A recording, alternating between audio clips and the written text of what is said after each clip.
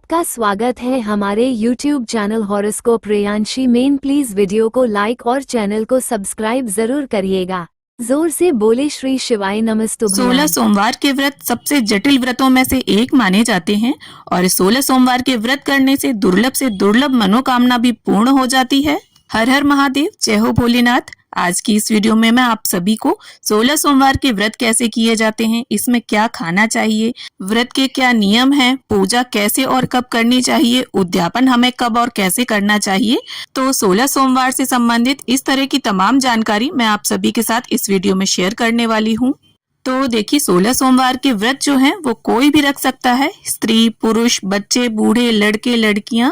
और 16 सोमवार के जो व्रत है वो मुख्य रूप से सावन, अगर सावन से शुरू ना कर पाए तो बैसाख, मार्गशीर्ष या कार्तिक के महीने से आप इन व्रतों की शुरुआत कर सकते हैं। तो देखिए, 16 सोमवार में पूजन मुख्य रूप से प्रदोष काल में किया जाता है। तो सबसे पहले तो आप अपने घर की एक साफ सुथरी पवित्र जगह को चुन लें और यहाँ पर मैंने चौकी बिछा ली है, उसके ऊपर सफेद रंग का वस्त्र बिछा लिया है।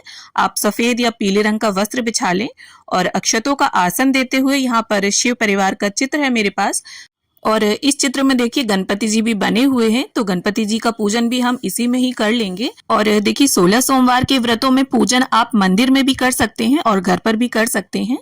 और इसके साथ ही देखिए, अगर आपके पास शिवलिंग है तो आप उनका पूजन कर सकते हैं और नहीं है तो इस तरह से मिट्टी के शिवलिंग भी बनाकर आप पूजन कर सकते हैं। और शिव जी के पूजन में मिट्टी से अगर हम शिवलिंग बनाकर पूजा करते हैं तो हमारा जो पूजन है वो और भी अधिक प्रभावशाली हो जाता है। और देखिए, पहले सोमवार को अगर आप पूजन घर पर करते हैं तो प्रत्येक 16 सोमवार को आपको घर पर ही पूजन करना होगा। और अगर पहले सोमवार से शुरुआत आप मंदिर में पूजन करने से करते हैं तो पूरे 16 सोमवार आपको मंदिर में ही पूजन करना होगा। और पूजा का जो समय है वो आपका सुनिश्चित होना चाहिए। पूरे 16 सोमवार तक प्रत्येक सोमवार को आपको एक ही समय पर, एक ही टाइम पर पूजा करनी है। तो देखिए, शिवलिंग को बनाने के लिए अगर आपको काली मिट्टी मिल जाए तो आप उसका प्रयोग करें और शिवलिंग में देखिए आप पानी से हाथ जरूर फेर दें, कहीं भी शिवलिंग में दरार नहीं होनी चाहिए। तो इस तरह से बेलपत्र पर आसन देते हुए शिव जी को हम थोड़ा ऊंचाई पर विराजमान कर लेंगे, जिससे अभिषेक के समय जल जो है वो नीचे आ जाए प्लेट में। तो यहाँ धूप दीप प्रज्वलित कर लिया है मैंने। अब इसके बाद देखिए, सबसे पहले हम जल से अभिषेक कर लेंगे शिव जी का। तो जल में आप गंगा जल भी मिक्स कर लें। इसके बाद कच्चे दूध से मैं अभिषेक कर लूंगी और वापस से हम शुद्धोदक स्नान करा लेंगे शिव जी को। अब इसके बाद फूल की सहायता से हम स्नान की भावना से संपूर्ण शिव परिवार को छींटा दे देंगे जल का और चौकी का भी पवित्रीकरण कर लेंगे। अब इसके बाद शिव जी को सबसे पहले हम वस्त्र धारण करवाएंगे। तो वस्त्र की भावना से यहाँ कलावा मैंने अर्पित किया है और माता पार्वती को मैं यहाँ पर चुनरी अर्पित कर दूंगी लाल रंग की।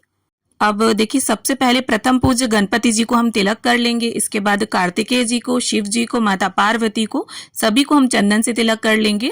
अब इसके साथ ही गणपति जी और कार्तिकेय जी को यहाँ पर हम रोली से तिलक कर देंगे और माता पार्वती को सिंदूर समर्पित कर देंगे और सभी को अक्षत अर्पित कर देंगे। तो देखिए, 16 सोमवार के जो व्रत है वो नियम पूर्वक और विधि विधान से रखे जाएं तो ऐसी कोई भी मनोकामना नहीं है जो इन व्रतों को रखने से पूर्ण ना होती हो।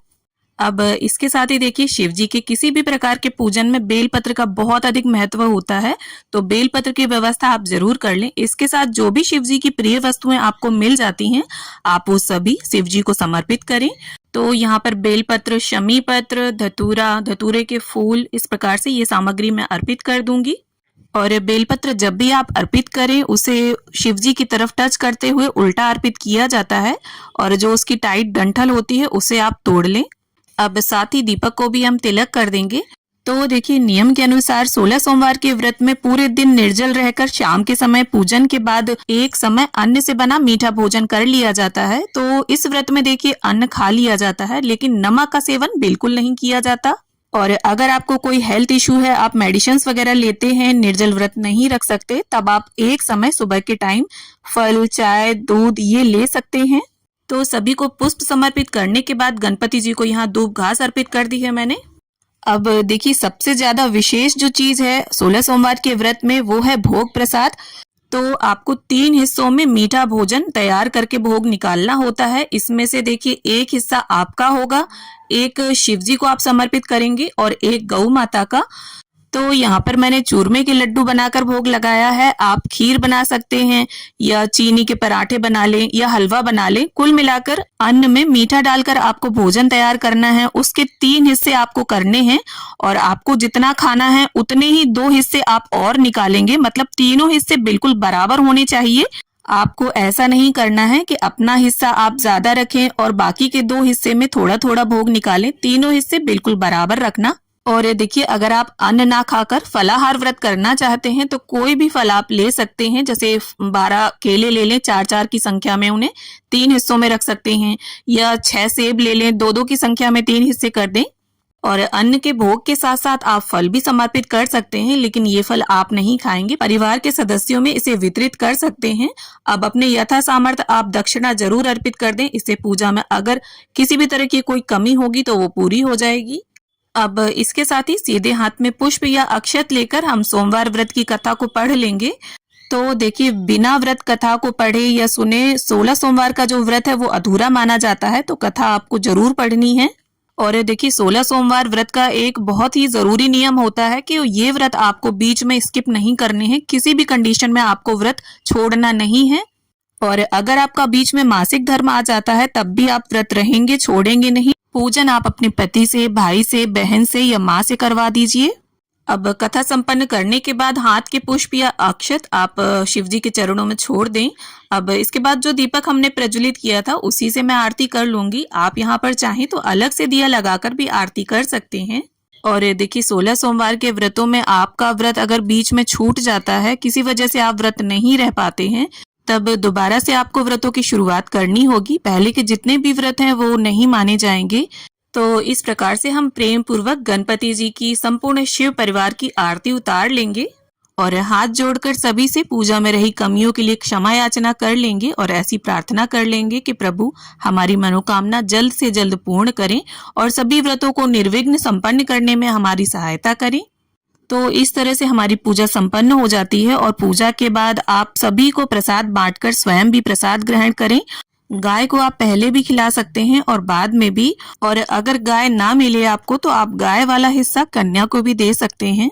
और उद्यापन वाले दिन यानी 17वें सोमवार को आपको 1.25 किलो आटे का चूरमा बनाना है और इसका जो भोग है वो भगवान को लगाकर सभी को प्रसाद के रूप में बांटें।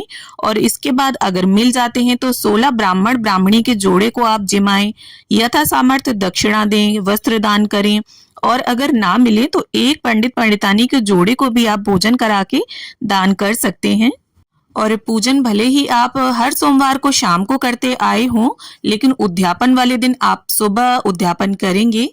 तो उम्मीद करती हूँ 16 सोमवार व्रत से जुड़ी ये जानकारी आप सभी को जरूर पसंद आएगी और आपको कहीं ना कहीं इस वीडियो से मदद जरूर मिलेगी। वीडियो अगर अच्छी लगे तो इसे लाइक शेयर करें और मेरे साथ जुड़े रहने के लिए चैनल को सब्सक्राइब कर लें। तब तक आप देखते रहिए आपका अपना YouTube चैनल हॉरोस्कोप प्रेयांशी।